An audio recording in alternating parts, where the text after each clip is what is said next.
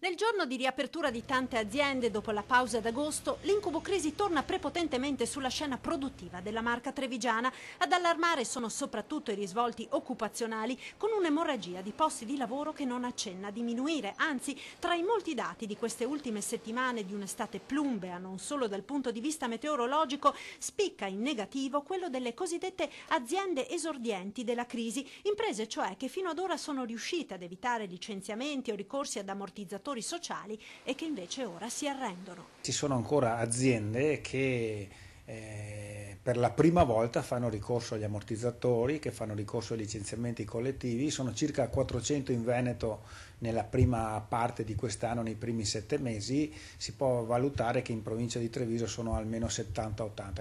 Una tendenza che coinvolge anche settori diversi da quelli fino ad ora maggiormente colpiti dalla crisi, come l'edilizia, il legno ed il metalmeccanico, con un flusso di lavoratori che perdono il posto ogni mese di una continuità disarmante. Noi perdiamo complessivamente in provincia di Treviso 300 posti di lavoro dalle grandi aziende ogni mese. È un'emorragia continua che non ha nessun tipo di freno. Dobbiamo riuscire in qualche modo a cambiare questa tendenza. Purtroppo i segnali di ripresa attesi per fine estate e inizio autunno sembrano ancora una volta allontanarsi e nemmeno le esportazioni, che in provincia di Treviso fino ad ora hanno ottenuto risultati positivi, sono riuscite a compensare le perdite di un mercato del lavoro sempre più in difficoltà. A fronte di riduzione di personale, licenziamenti collettivi e quant'altro, le assunzioni, che pur ci sono anche, non è che siamo a quota zero, sono quasi tutte per rapporti di lavoro a tempo determinato o per somministrazione, che la dice lunga sul fatto che le prospettive sono sempre estremamente preoccupanti.